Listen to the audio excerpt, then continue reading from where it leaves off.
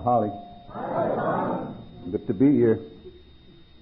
And before I forget, and I usually do, I want to thank the committee for traveling this far. It's been a nice weekend for me. I love AA anyway, and I particularly enjoy being invited and someone pay my expenses.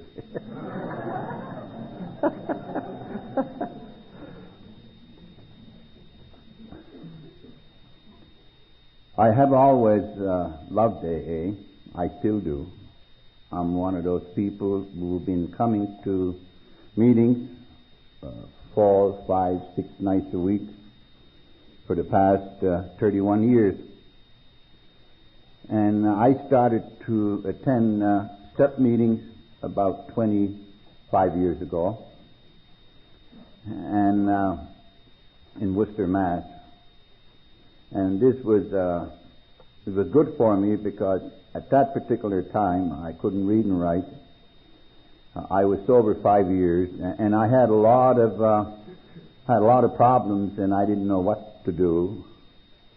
And a friend of mine asked me to go to a new meeting in Worcester one night, and I walked into my first step meeting. And there they would read the first, I think 7 or 8 pages of the first step. And there I've heard for the first time what our co-founder talked about when he said that these are the steps we took, which are suggested as a program of recovery. And after they finish reading the steps, then you have people from different walks of life. They would start expressing their ideas, their insights, their beliefs as to what this particular step means to them. And when I've heard that, I didn't understand what they were talking about. I didn't have any ideas of going back to meetings. But Paul, who asked me every once in a while to go to a meeting, and there I met a good friend of mine who's still a good friend today, Father Fred, who were new at the time. And I've been going there now for 25 years. And of course, those of you who have been going to step meetings, you know that they teach you, they talk about how to live sober, and they talk about how to believe in God. They talk about how to identify different things in life. They talk about how to understand and how to accept, how to let go. So 25 years later, here I am, and I feel, well, when I look back in my own life, I realize that I look back with entirely a new vision. I have been taught to see things that I couldn't see in the early days. I have been taught to understand a lot of things about life that I just didn't understand. And I know something about trusting God and believing. So I feel that I am very lucky. I feel that I have been given a lot to be grateful for. But I also see that there has been some very special people in my life, like God has put some very special people in my life, particularly in the early days when I really didn't know that what an alcoholic was. I didn't understand when they talk about that alcoholism was an illness. And my life in AA started one night. I was in a mission in Syracuse, New York, and I have been in skits for about 7 years, and I have been in mission many times because a fellow by the name of Tom, who run the mission, if you attend one of his religious services, he would always allow you to sleep in a dormitory with other bums so I have attended many of Tom's religious services. I was there one night when a fellow walked in.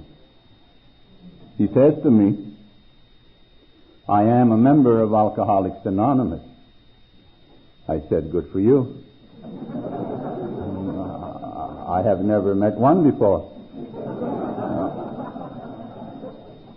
He said, I got sober in Salvation Army. I was told that maybe you needed help. I didn't know that. He asked me if I wanted to go to a meeting. I said, no, because I've already had a bed.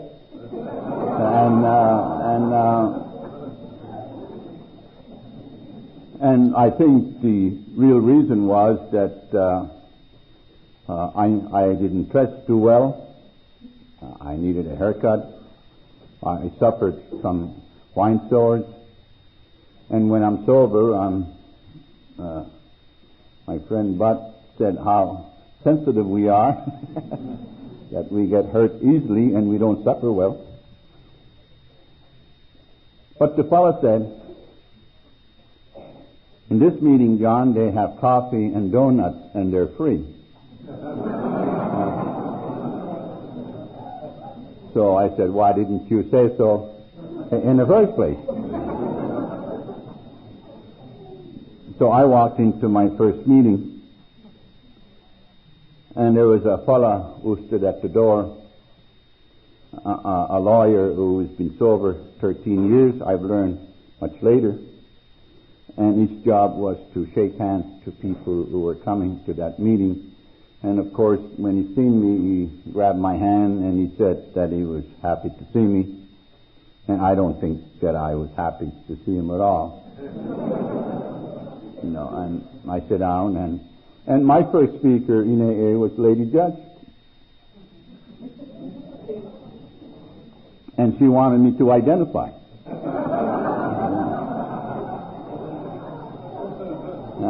Here I am, I'm 28 years old.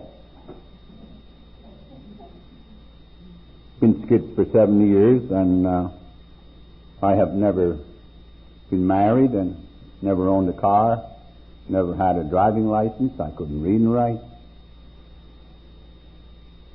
I'm sitting in an AA meeting, dirty, long hair. I'm living in a rescue mission. I'm supposed to pay a 35 cents a night, and I'm behind 3 weeks' rent.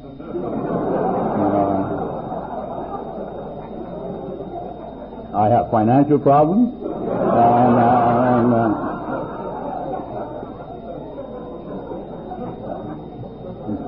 can you imagine me saying to myself, "Lady and I, we have a lot in common."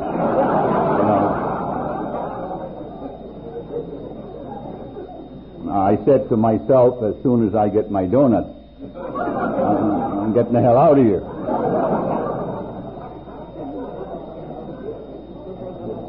But we talk about special people, and I suppose they truly are. When I talk about a special person, I'm talking about a person I think who understands like I have been taught to understand. He knew, this man, that I could not identify with Lady Judge, this lawyer. I'm sure he knew that I was sick and that I needed help. And on my way out, he put his arms around me. He wanted me to meet some of his friends. And this is where my life in AA started. I met few people in AA, and I felt that they really were interested. They cared. I felt this feeling of it's all right to be there. And it's funny because I never really felt that way. It's amazing all the years that I have listened to speakers. We all seem to feel that we don't quite fit in or something, But I didn't know it was because I was an alcoholic. I remember I went back to meeting, and I remember a fellow by the name of Ari J. who was a secretary in Central Group, and he would invite me to his home sometimes on Sundays. I met his wife Ellen and 2 daughters, and he lived in a nice home. Harry was an officer in the bank, and I heard him speak one night, and Harry talked about things that Bud talked about last night, the things that I have felt all my life, like he had fears, he said. I have known fear all my life. He talked about being lonely. I know this guy. I have been to his house. He's got a wife and 2 daughters, swimming pool. And someone said he was an officer in the bank. He talked about he never fit in. And he's saying things, but I think that the only reason I feel this way, number 1, is because I'm an Indian, Number 2 is that I cannot read and write. And I'm sleeping on the floor in the mission. If I had a home, and if I had money, and if I had a nice car, if I had a nice girl or a bad girl. See, in my condition, I didn't care.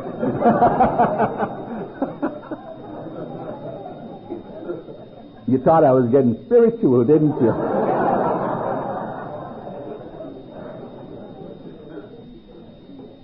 And I guess it did something to me, and I guess that's one among many things that is so priceless for an alcoholic, not necessarily because you're an Indian, you cannot read and write, because my problem was that I was a sick person, and I didn't know it. And I guess what he told me, or what it gave me, and what I felt that night was this feeling that I wasn't alone.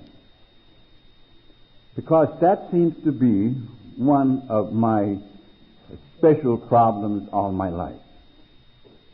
And I thank God for the recovery program, because I had no way of knowing 25 years ago that these people would teach me how to be here this weekend and feel good with other people, I was brought up in a small little reservation in Quebec called Mariah, and I don't come from abused home. My father, I think he drank too much. He died when I was quite young, but my father sang in a church in this small reservation, and Sunday morning he would stand there, and he had a book in one hand and hold the railing with another hand because he needed to, and he was always sweating, and he would sing. And I used to be afraid that one day he would leave the railing go. But he never did. But they did get rid of him because, I don't know why. And then after my father died, we were a big family, and my family took sick with TB, and we lost 8 members in my family within 5 years, including my twin brothers. And I was 13 years old when my mother was dying with TB.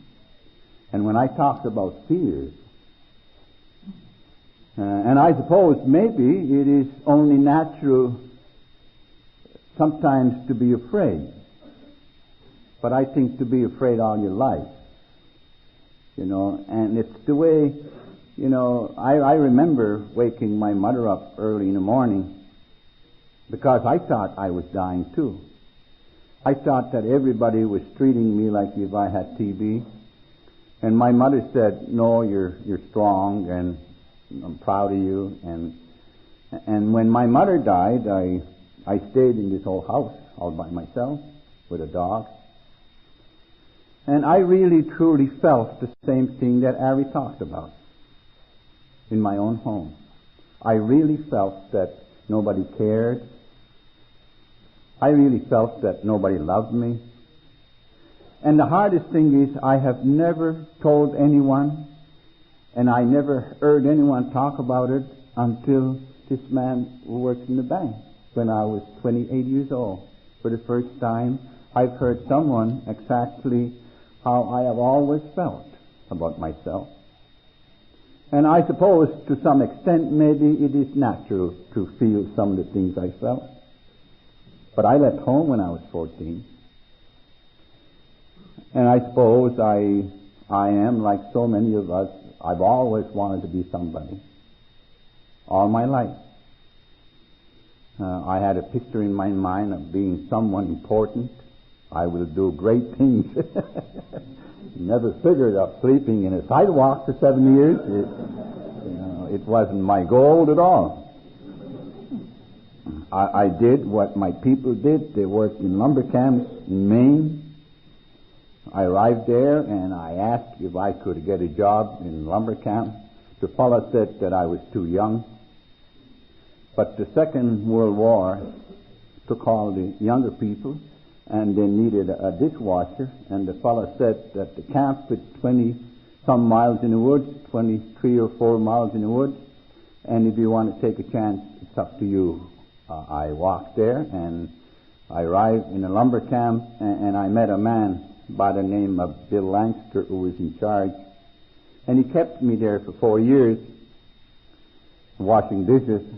And when I was 18, I left the lumber camp. I wanted to go back home to my reservation, but I thought it would be nice if I could go back as a soldier. And so I went to Quebec City. And the reason I went to Quebec City because that was the closest to my home, and joined the Canadian Infantry. What I didn't know was that if you have no education, the Canadian Army doesn't allow you to go on training. So I wound up 3 years and a half washing more damn dishes.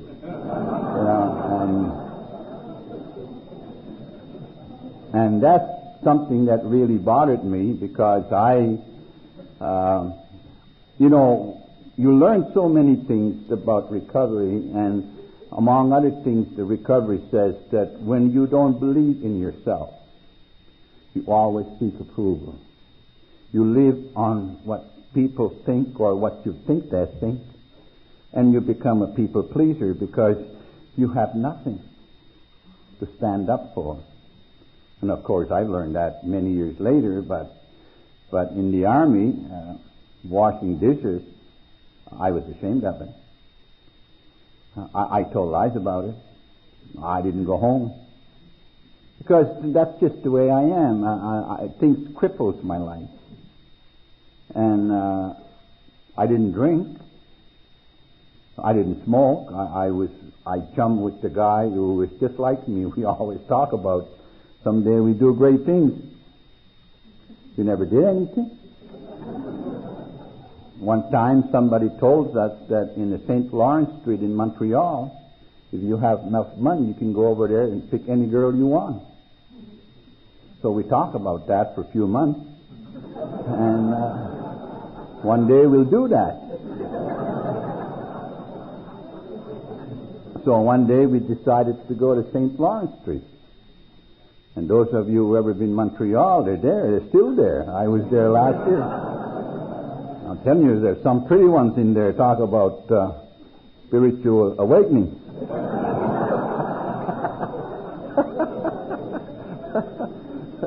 And if you don't feel that way, somebody should shoot you.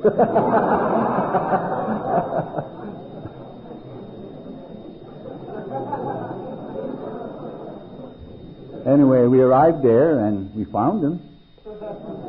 And we stood there. And we stood there. And we stood there longer than most girls did.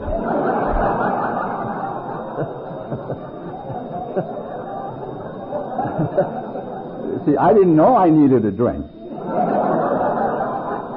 I said, what the people would say if they find out I do these things. No spiritual experience that night.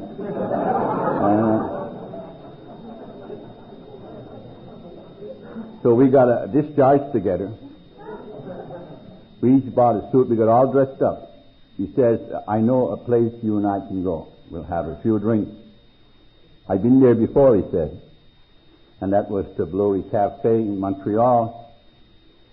And you walk into third floor, and as you walk in, there's a 3-piece or 4-piece orchestra playing, and in front there's a girl singing, practically with no clothes on.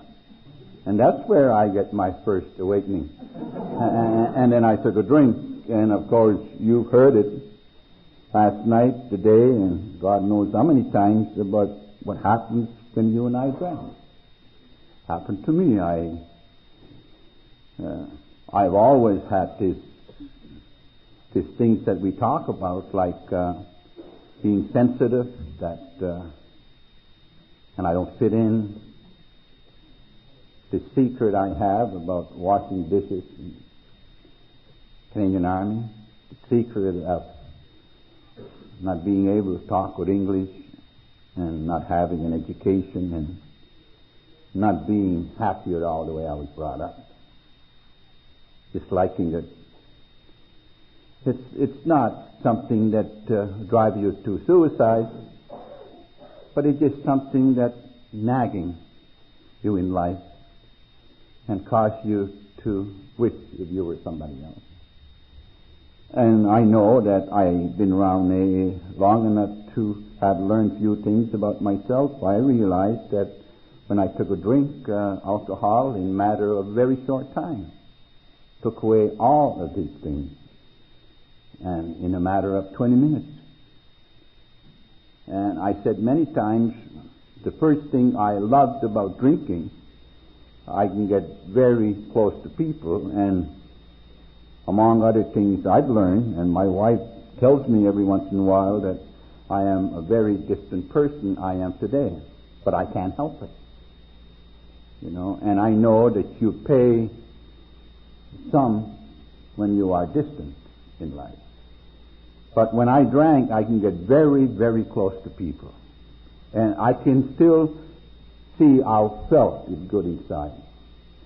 I am not a hateful person. I don't think that I have hate anyone in my life. When I drank, I loved people. And in a matter of 15, 20 minutes, I guess, I could have grabbed any hand in there and felt good about it. But there are other things too that are a little crazy that I loved, like falling in love about 11 o'clock at night, looking at a girl with one eye because you can't see her with two,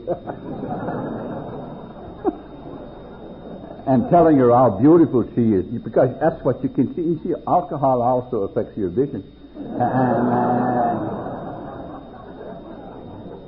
and telling all those beautiful things and how beautiful she is, and until the next morning you look at her and you say, holy Christ, you were so cute last night. You can't wait to get drunk to fall in love all over again. But I'll tell you something, it's better than have this nagging feeling walking around thinking that you're not good enough. The other feeling that got me into a lot of trouble, every once in a while when I drank, I got this feeling that I can lick anybody. And that's a very dangerous feeling, And it got me more trouble. I would go to Smitty's, and Smitty's, it's where all the New York Indians drink. I'm a Micmac Indian. I don't drink in Smitty's normally because we don't communicate too well. And every once in a while, about 20 of us Micmacs, we go to Smitty's and we would communicate. But when I get this feeling, I would go there and I looked around and I would find me somebody that looked like I didn't like. and I would stare at him. Of course, he'd seen me, he got the message, and he doesn't want to be bothered. So I'll go over there and I'll tap his shoulder, and I tell him I don't like you. And I hit him. And then they call the cops, and I would wait. And it's not because I hate anyone. It's just that sometimes I just like to prove to people who the hell you're dealing with. You know. I would wait. And by this time they know me, so they'll bring about 3 cops. Then we'll fight. And next morning I'm in the courtroom, and this officer, he brought his pants with him. I teared his pants. Judge said, "John," now he calls me John. You know, I've been there before, you see. What, John, he said, "What happened?" Well, I said, "Nothing." I said, "All I want to do is put him down, but he's so fat." And I didn't know the judge was an alky. So he's laughing like hell. People in the court laughed. So I laughed too. Until I got 3 months. They were all still laughing when I left.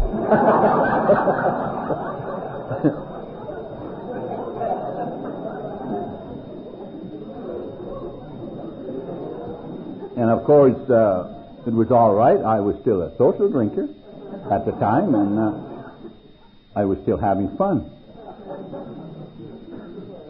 But it's, you know, alcoholism, it's one day, I don't know, sometimes it just no longer there is fun anymore. You don't want to fight anymore, you don't want to go to jail anymore, you don't want to get drunk. It's just that I really wanted to stop drinking. I think we all do. And in my days, there were no treatment centers, and the bum would say to me every once in a while, "John, you look sick. Why don't you take a pledge?" And you know, when the bum tells you you look sick, you're sick. So I would see a priest, because that's where bums went, to see a priest, and you take a pledge. And priest wanted me to go to confession, and I didn't know too much about those things, but, you know, I had plenty to say. But the whole idea was that I think the message I got was that I maybe should try to be a nice person or a good person. And I would try. I had my own ideas. Maybe we all do, but when I live at home, my mother used to say to me, "John, you don't swear because it's bad." I've learned that when I was a kid. So when I try to be good, I try not to swear. And my mother used to say that, you know, you don't criticize, you don't talk about people, and you don't tell lies. It's not honorable. And I understood that. And I understood today.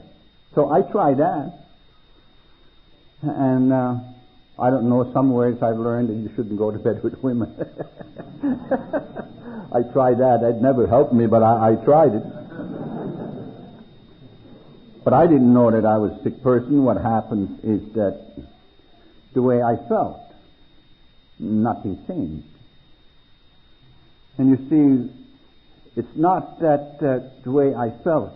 You know, you learn in AA, it's not so much that you have to change the way you feel, but you have to find faith to grow from who you are. You see. But you see, the thing with me is I've always wanted to get away from who I was. Get away from myself. Escape from myself. I didn't like myself. You know, so I would walk in the streets. And I'm lonely, like Harry said. And I don't know how to be lonely. I felt I don't fit in, and I don't know how not to fit in. I felt scared, and I don't know how to act when I'm scared. I felt that because I was an Indian, I didn't want to be one. I knew something up here. If I take a drink, I knew that. And that's the way with me. I remember Major Harvey, first arrived in the Salvation Army.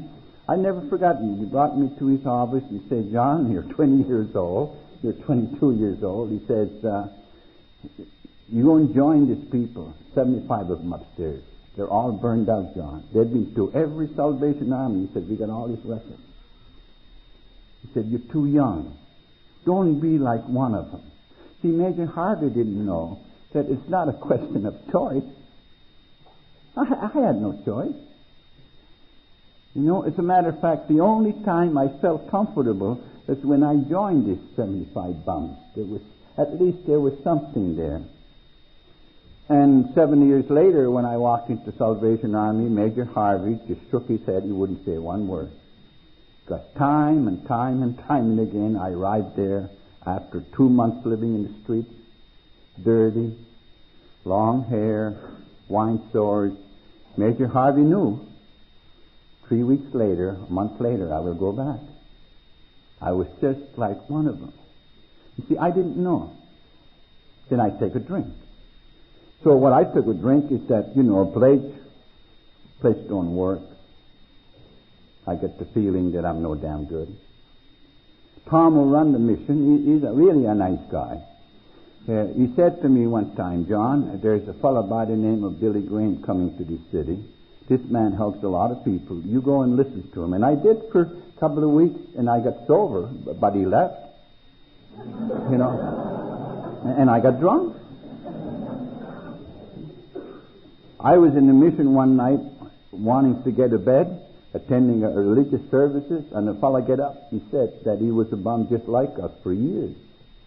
He said, one night I have accepted Christ as my personal Savior right in this mission. I haven't drank since then, he said. He said, I got married. I have bought a new station wagon. I have a home, and I work nights. And then he says, any of you bums can do the same thing. All you have to do is move forward. So I moved forward. I knew nothing about Christ. I told you I spent 4 years in lumber camp, and I used to listen to lumberjacks talking about him. And by the time they finished with him, you wouldn't believe him either. But I moved forward. I've always wanted a new station wagon, and this guy, kneel next to me, he said that I was saved, and next morning I'm facing a judge. Judge Dorsey said that the Fayette Park here in the city is for the decent people to go there on Sunday, not for people like you. Then I'm sent to Jimmyville for being sessions here and not having a room. And so when I was asked to come to Alcoholics Anonymous, I really didn't know, and I would have never believed that this day was, for this Indian, was a very important day.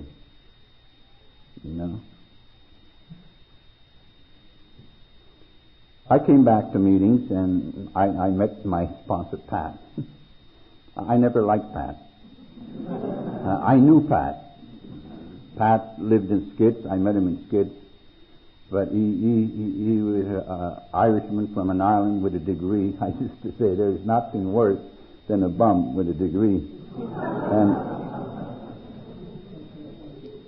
he walks in one night in Central Group. He says to me, John, I'm your sponsor. I didn't even ask. He had a girl with him, and he said, I have a new car outside. And he would pick me up in the mission every night, and he would bring me to a meeting. And sometimes he would be late, and I get so mad. I didn't know that I was a perfectionist. I mean, if you see me laying in the sidewalk with long hair, wine sores, and dirty, you wouldn't say, now this man, he's a perfectionist.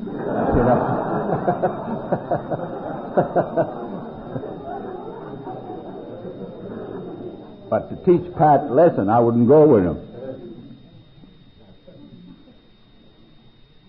Pat used to say, John, you can't stay sober and live with those bums. He believed that. I didn't. I felt comfortable there. But I think God was on his side because one night mission burned down.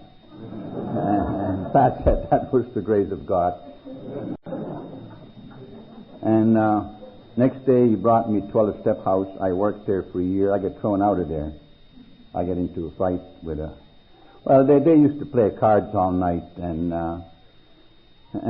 someone called one night looking for help. This lady, she was drunk, and when they find out who it was, they told me she's been around for years, and that's all she does is use people in AA. But I'm a great believer that I still do. You know, I got a lot of things in life, and I wouldn't have none of these things if someone didn't come to see me one night in a mission, you know. So I knew that they were wrong. But I never know what to do when I'm right or wrong. I did what I felt I should do. I upset the table while they're playing cards, and I punched this guy, and I never liked the bastard anyway. You know, knocked him down on his ass. I could have started my own group. But they throw me out, and 3 o'clock or 2 o'clock in the morning, I'm walking down Fayette Street, and my sponsor picked me up.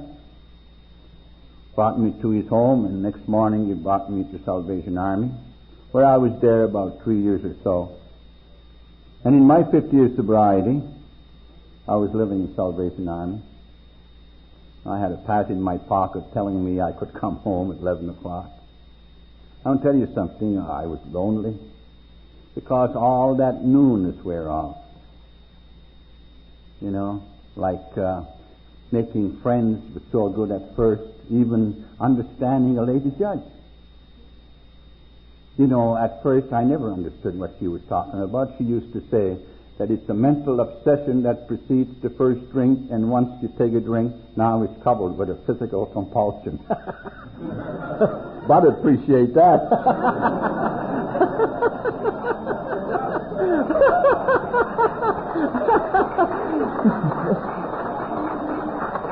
I used to say, holy Christ. Someday I would like to have her disease or something. But she also talked about waking up in wall-to-wall carpet and not remembering how she got there. She said that she used to get so sick that she would crawl to a John. And when she arrived there, she never used the John the way it was designed. She said, I stick my head in there like if I was looking for serial number or something. You know? And one day a thought comes to my mind that sometimes I wake up in sidewalks, and I don't remember how I got there either. And I crawl to a dirty old sidewalk. Then comes to my mind, what the hell is the difference where you wake up when you don't remember it? What is the difference? What about crawling? What is the difference when you crawl to wall carpet or crawl in a dirty old sidewalk? I mean, crawling is crawling. I mean, what about puking? I mean, I don't want to spoil your dinner, but puking is puking. You can't very well say mine tastes better than yours.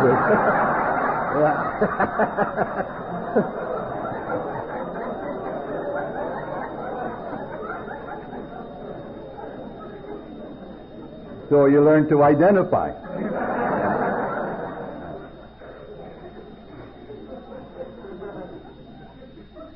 But you see, having friends that love you, the idea that you can identify, the idea that you feel good where you are is not recovery.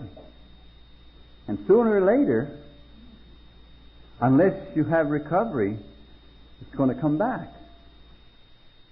And the beautiful thing about believing, see, the difference is, if you believe, you can live what you couldn't live before. That's why the second step starts by saying, come to believe that there is a power greater than yourself. Learn to trust. This is where the sobriety stays. Because you see, I was lonely. I arrived in Marlborough, Mass, 1 o'clock in the morning. I was broke. I didn't know where I was. I looked in a main street, and there's a hotel. I could tell there's a flop house. I can see a bathhouse when I see one. I went upstairs and I slept in the men's room. And I was lonely. I was scared. I was lost.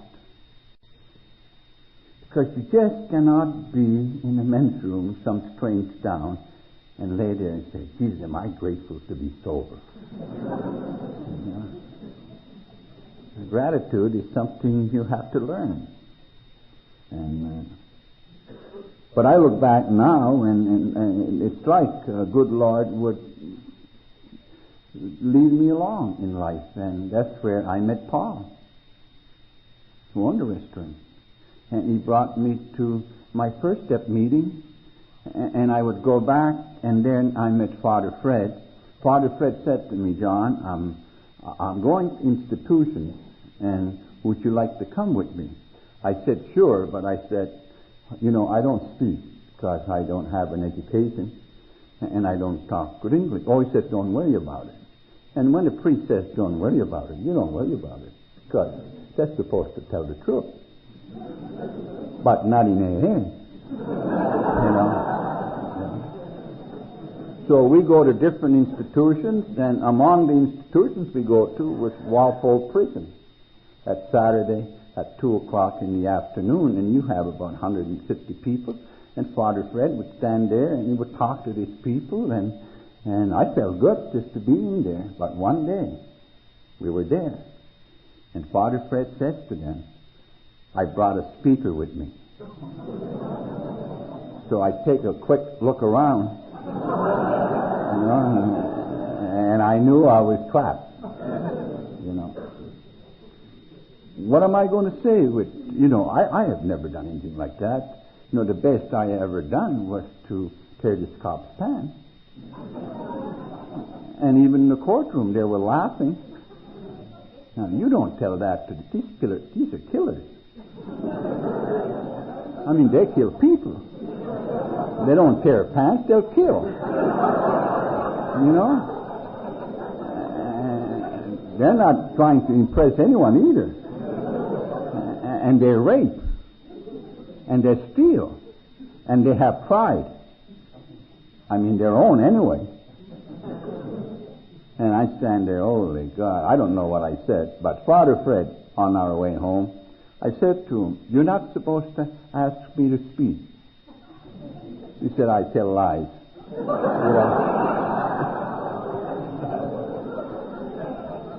That's when I stopped trusting him. But Father Fred and I have been friends for 25 years. He's now 78 years old. And it's been one of my special people in life.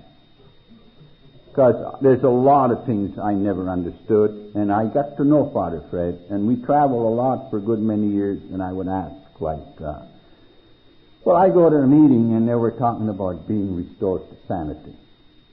And like I told you, I'm a very sensitive person.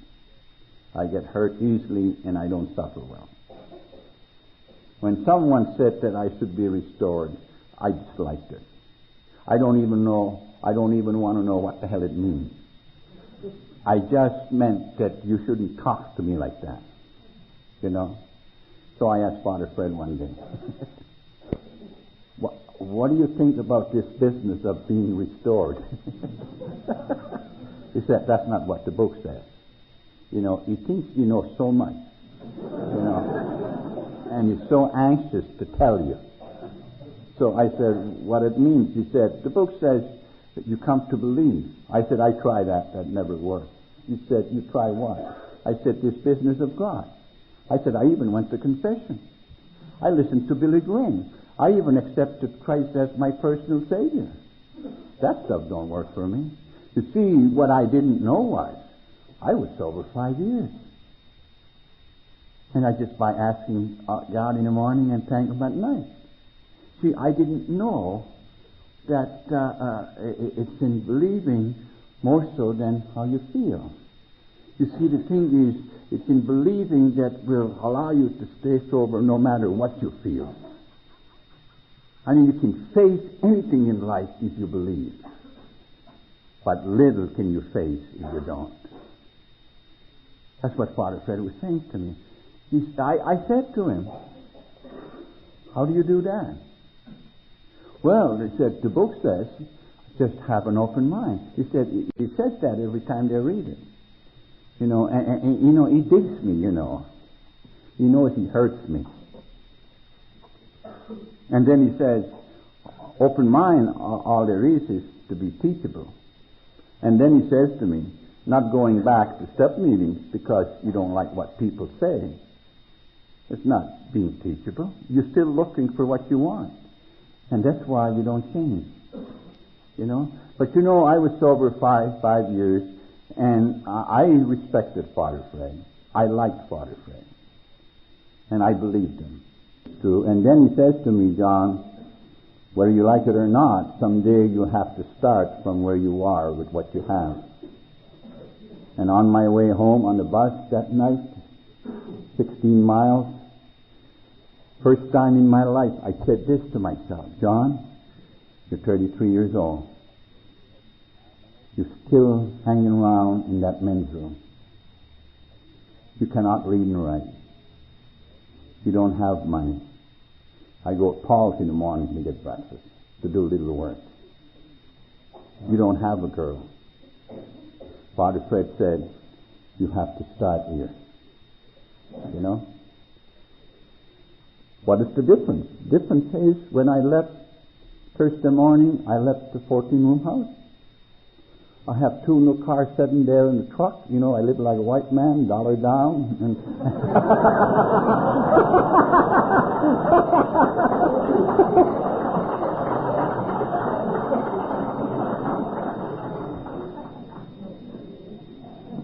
yes, there is a difference. The difference was, you know, once you start to become teachable, then you start hear things that you'll never hear before.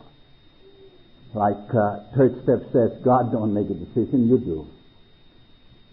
All at once. Hey, you know, I have this gift that I can choose. Maybe the things I dreamed about when I slept between 2 mattresses with a dog at the age of 13. Maybe I still want those things. I would love to say one day that I'm important. I would love to believe that one day. I would love one day to have a new car. I never dreamed to have 2 of them. But just a new car. I would love that. See, I walk in the street and think about those things. Because that's the only thing that makes me feel good. I would love to have a nice girl one day, not anyone that you can get, but the one that you really like. And that makes so much difference. You know? I love to sit down one day with that checkbook and sign my name. You know, and I didn't realize. I had no way of knowing. When I met Father Fred, if I become teachable, these things will come true. Those promises that Bud was talking about. He says they will materialize too. That I will know peace inside. That I will not be ashamed anymore. That I'll belong in life.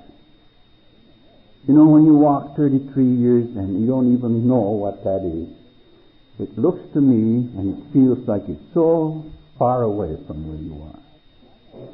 I went to the restaurant next morning like I always do. Paul said to me, Rita, who was a waitress, she asked me if you can paint her house. I said, sure. He said, go over and see her. I went in there and she said, I want you to give me an estimate. This big house is an undertaker place now. This is how big it is. I walked around 3 times. I walked in there and I said, Rita, it'll cost you $300. Just because you try doesn't mean you're not stupid. And she gave me a job right away because other contractors wanted $1,200 to $1,400. I said to Paul, I got a job, but I don't have any money. He said, go back and ask Frida. She gave me $100. I got me a little room that I paid $7 a week with a little kitchenette. And I went and I bought some paint and coveralls. I figured if you're going to be a president in your own company, you should have white coveralls. And I went to a meeting and I met this man. He comes to me and he said, John, I'm told you're looking for a ladder. I said, I am. He said, I work for a telephone company. I will deliver you a ladder Monday morning, but don't tell anyone. It's against the rules. This damn thing is yellow. You can see it miles away. You know. It was sick as I was. But I finished painting a house and I owed Paul $65. And I was at the meeting one night and I met this man who was a plumber. He said, John, I'm told you're painting houses. I said, I do. He said, I have a little ranch out 7 miles from here, and all you need is a little step ladder. So I borrowed a step ladder, and I got all my drop cloths together, and I stood in the corner, and I stopped the bus. And this guy, he stopped, and he looks at me, he looks at my ladder, and he said, you're not serious. I said, I am. I'm self-employed. And he says to me, if I give you a ride, would you promise you'll never do it again?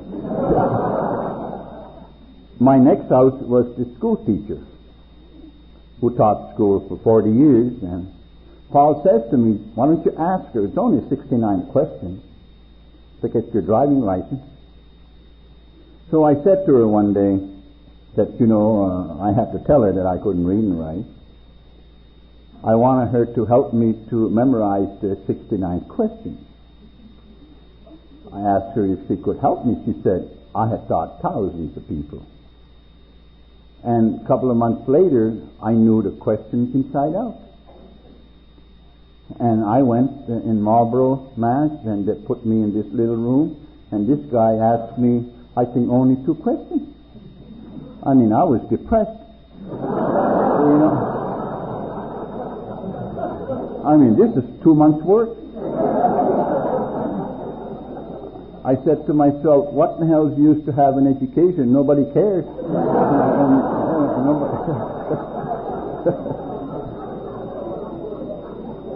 But I got my driving license, and Paul came to see me with this big black station wagon. I used to call it 11 passengers because I used to bring 11 people to a meeting. John, he said, for $750 it's yours. Well, I didn't have $750, but the lady who belongs to the Saturday night meeting, she says to me, John, if you can get $250, I will co-sign for you. And so I borrowed the $250. She co-signed for me, and here I was in my 5th year sobriety. I was president in my own company. I had a driving license and 11 passenger station wagon. And I decided I should find me a girlfriend. And the only thing wrong is I had 4 front teeth was missing. And I lost those while I was communicating with New York Indians. One of those days when I felt I could lick anybody.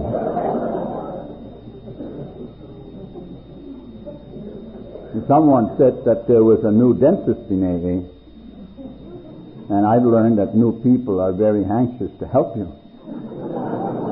So I found him, and I cornered him one night, and I said to him, I have a little problem. He said, what's the problem? I said, I'm looking for a girlfriend, but I have these 4 teeth missing. So he gave me his card, and 2 months later he gave me a new set of teeth. The top ones. I had just had bottom ones pulled this one I pulled a couple of months ago. That's why I don't talk with English tonight.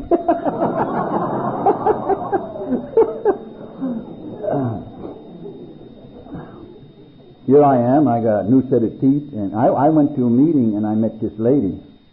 She says to me, John, I'm told you have a car.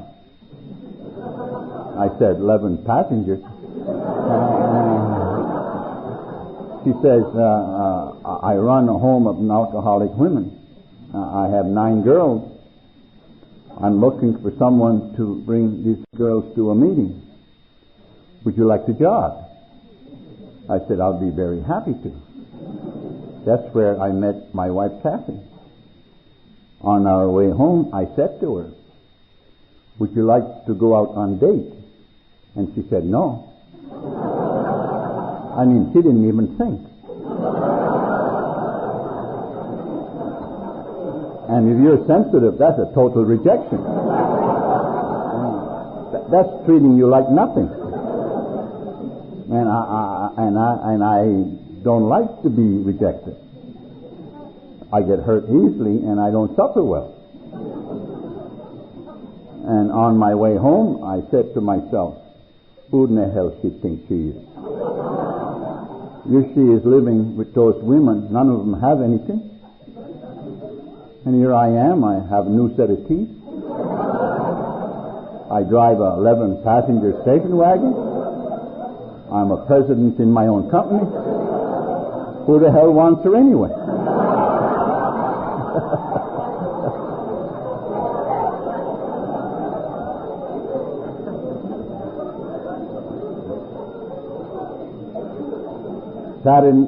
Next Thursday, I picked the girls again. On our way back, I said to her, would you like to go to show in Boston Sunday? She said, yes. And we did, and on our way back, I asked her to marry me. She said, I don't even know you. Well, I said, we have a few miles to go, we'll get acquainted.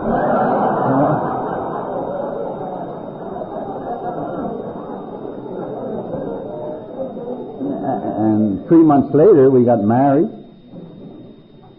I only had $85. She had nothing. We rented a 3-room apartment that was empty. There was nothing there, and we walked in, just the coffee table. The man who ran the Faith House used to make a furniture at one time, so he made a coffee table for us, and I was our present. Nobody showed up in our wedding. There was only 6 of us. Because people just don't believe you should marry that way, you know. You should organize it.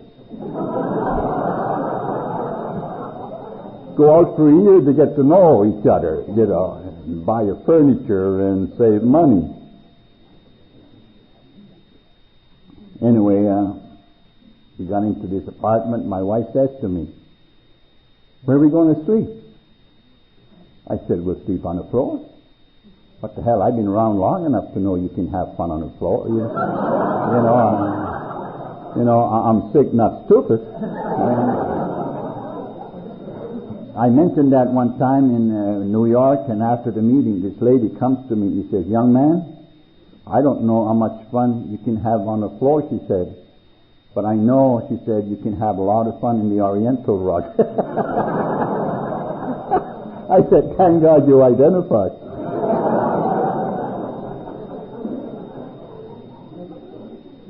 But while we're laying on the floor, I said to Kathy, I'm the only one in the family. And, of course, I would like to have someone carry my name, and I would like to have a boy. And then I said to her, if you give me a boy, I'll buy you a diamond. You got to be sick, you're laying on the floor promising. But the beautiful thing was, my wife's sick enough so she believed me. And that's always important. Next Christmas, she was in a hospital waiting for a boy. I walked into a bank. I wanted $200. I'd never been in the bank before. The fellow says to me, what do you got for collateral? I didn't know what the hell he was talking about. I've been going to meetings almost 6 years, and I have never heard a speaker get up and talk about collateral. Just so you're doing good, they hit you with something else. It's never ending. I went 3 banks and they asked me if I had a collateral. So I said, I'll go and see Paul. He has a degree. He'll know what collateral is. So I walked into a restaurant and I said to Paul, what's collateral? Well, he said, John, you have nothing to worry about.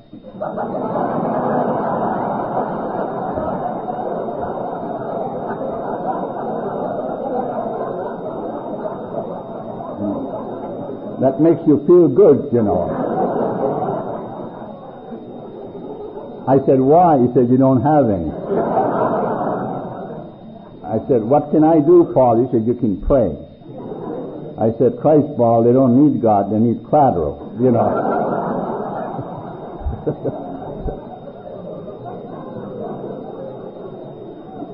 So I went to Hudson, which is 7 miles from where I live, and I walked into this bank, and the girl says, see that guy over there with an old man sitting there retiring that year? So I told him the story about Kathy and I. We got married. I promised her a diamond. She's in a hospital and waiting for a boy. And she said, well, he says, we can't lend money with sad stories, he said. And then he says to me, well, how much do you want anyway? And he sounded so good. I've been in skits long enough to know I had him. I said $400, And he gave me $400, and I walked into Allen Jeweler store, and I said to him, show me the best diamond that you have, and he did.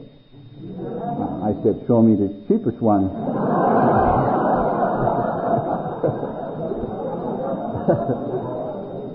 He showed me one for $150. I said, I'll take it. He said, you want to charge it? Of course. I said, of course. And I brought it to my wife the next day, and she calls me up one night, and she said, honey, it's a girl. I said, you got to be kidding. And she said, no. And she wasn't. So next Christmas came along, and she was in there again, called me up. She said, honey, it's a girl. I said, well, don't worry about it. Just have an open mind.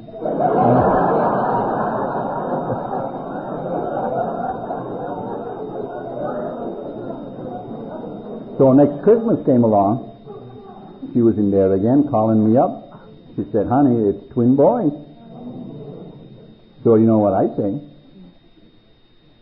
If you work hard enough, God will give you what you want.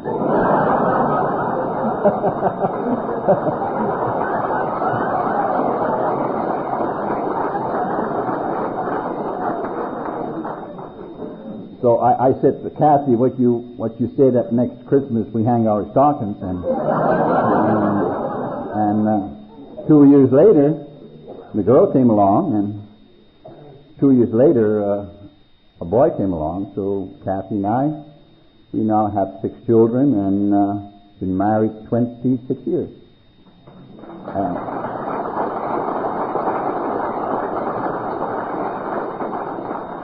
And of course our kids are all grown up. We have one daughter who is a member of AA and the only one who has a problem. But this is the story of AA, and it's the story for, especially if you like me sitting there tonight, maybe you really don't have too much education, and maybe you feel that you're different. We all have reasons why we feel that way. Maybe you're scared. And maybe you feel you're never going to make it. And maybe you even feel that it's not really your fault. After all, in the past few years, you listen to the kids get up and they talk about coming from a dysfunctional home. I listened to them, and I know that the only reason they come from a dysfunctional home because they were in it.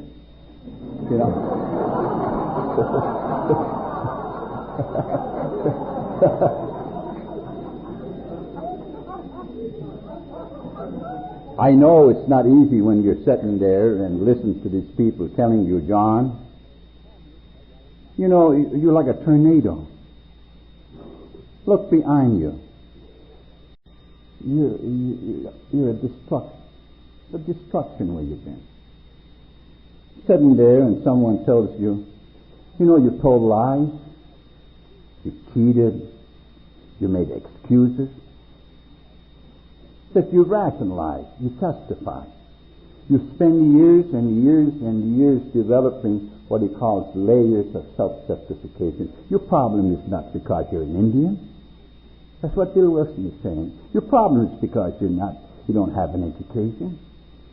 John, your problem is that you believe nothing. You're not teachable. You see? But you know, how long does it take for one individual to come to that point where he says, yeah, I can be somebody, but I have to follow some directions. I can be somebody. I can sit down one day and write all my bills and still have a few $1,000s left. You know? My wife and I, we just come back from Florida. I would love to, maybe I should tell you that in my business, people used to say, John, can you cut a pair of steps? So I take them off and I use them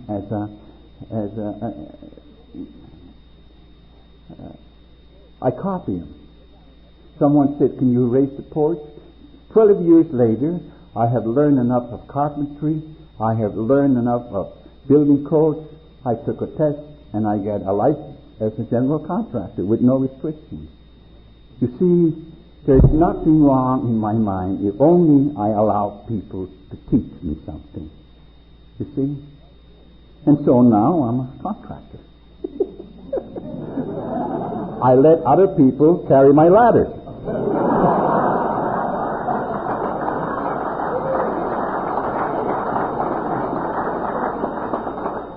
I even got a dishwasher. I just pressed the button, it hums. I said, hum, you cheap bastard.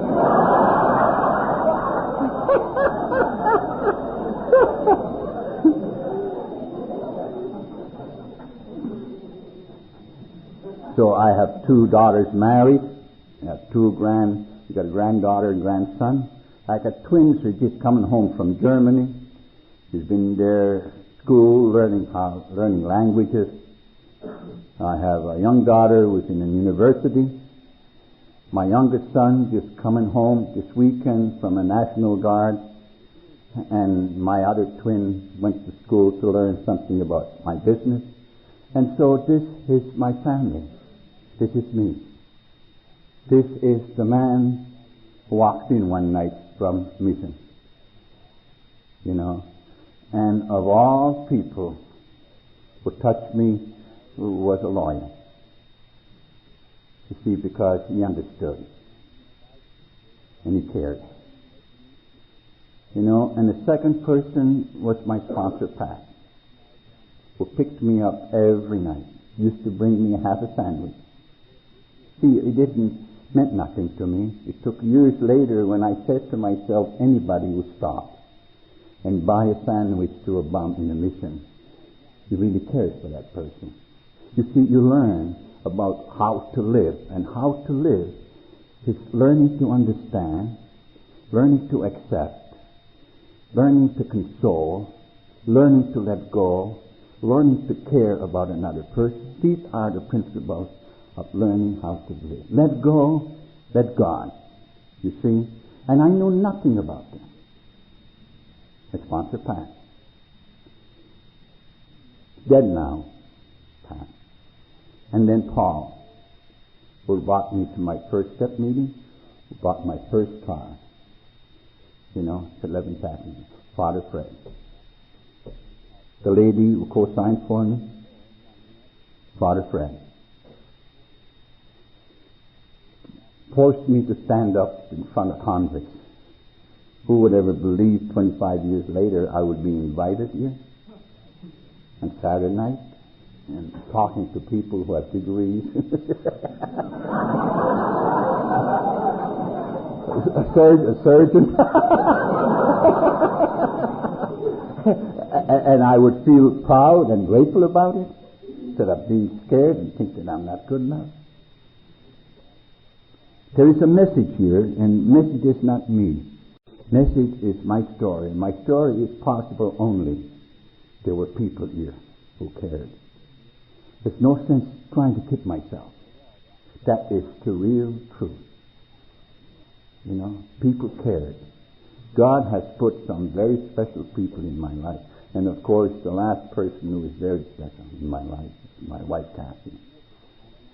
You know, my wife, Kathy, like me, she had no education. Thank God she could stay home all those years and raise my kids. Only one of my kids smoked. And I'm really happy about that, because I'm a nut. I know cigarettes are no good. Now, whether you like it or not, it's true. It hurts your body. And if you can get rid of them, get rid of them. I said that to my kids. Don't get into them. Listen to that doctor when he gets there. Those things will kill you. And they do. And I feel good about that. You know. But Cassie, when kids were growing up, she wanted to go to work. She had no trade. She goes to nursing homes and all that. She finally went to school and get her high school equivalency. Now she works 4 days a week, and the reason she works 4 days a week so we can travel on the weekends. And so next year, hopefully, I might retire. I'm planning on going back to my home. Bought a home there, only for the summer. I hate winter. I'm planning on getting another one in Florida for the winter. And I hope that I live long enough. I'm the one person I don't like to die, because I enjoy my life so much. And sometimes, I don't know, sometimes when I'm up here and feel so important and feel I have done so much, I just wish that my mother could see it. And maybe because there is something inside of us that tells us, wouldn't it be nice if they know that we've done well? Maybe there is this of acceptance, or maybe because, when I was a kid, my mother would wake me up 6 o'clock in the morning and say, "John, we need wood in Gadsby." And I would take a dog and go in the woods, and I cut wood all day. Then he'd write me a note. "John, we need food. Bring this note to an agent. Get food." And laying that night and crying so much because of hunger and because of sickness. And my mother, she never drank, she never swore. When she was dying at 8 o'clock in the morning, she says to me, "Go and bring Abraham." Abraham was the man who took my father's place in the church. And 8 o'clock in the morning, I went and got him, and she wanted him to sing a hymn that my father used to sing. And I'm deadly scared. You see, I have so much fear of death. And I'm watching a person who's dying that I cannot understand. I just cannot understand anyone could face life like this.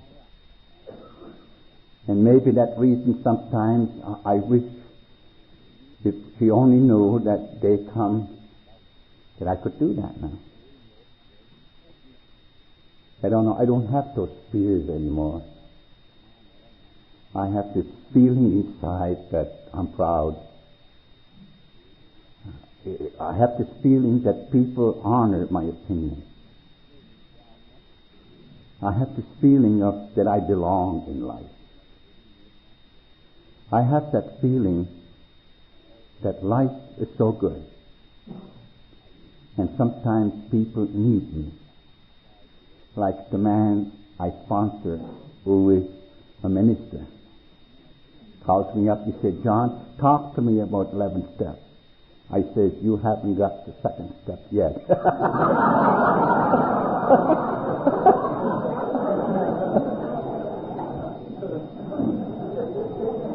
The other guy is a scientist. He's got a degree in science. He travels all over the world.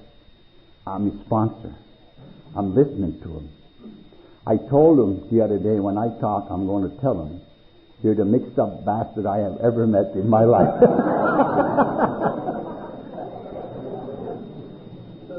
But sitting in a friendly, a guy with a PhD asking questions about life. You know, you have that very special feeling inside, boy, that God is good. But so is the people. Thank you very much.